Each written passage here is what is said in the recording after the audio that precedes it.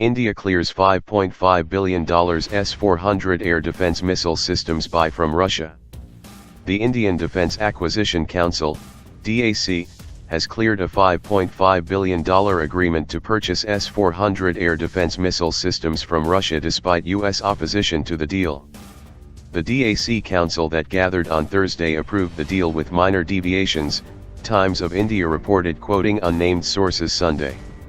The deal gained preliminary approval from the DAC in 2016. However, the final document, which was discussed during the recent commercial negotiations with Russia, still required some adjustment. The S-400 procurement case will now go to the Finance Ministry for clearance and the PM-led Cabinet Committee on Security for the final nod.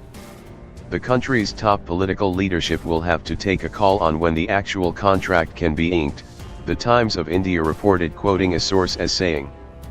The clearance comes days after U.S. Ambassador to the UN, Nikki Haley had said in an interview with India's NDTV earlier this week that the issue of Russian defense contract with India would be discussed during the first round of 2+2 US-India talks, involving ministers of foreign affairs and defense from both sides.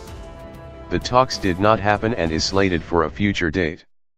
Indian media reported earlier that the country's defense ministry expects an approval from the Governmental Committee on Security, CCS, to buy 5 S-400 complexes from Russia for a total of around $5.50 BLN. The reports sparked concern in Washington.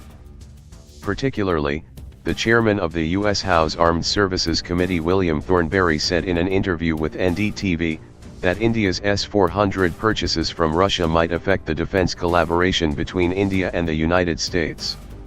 India's Defense Minister Nirmala Sitharaman said June 5 that Moscow and New Delhi had reached the final stage of negotiations on the S-400 deal.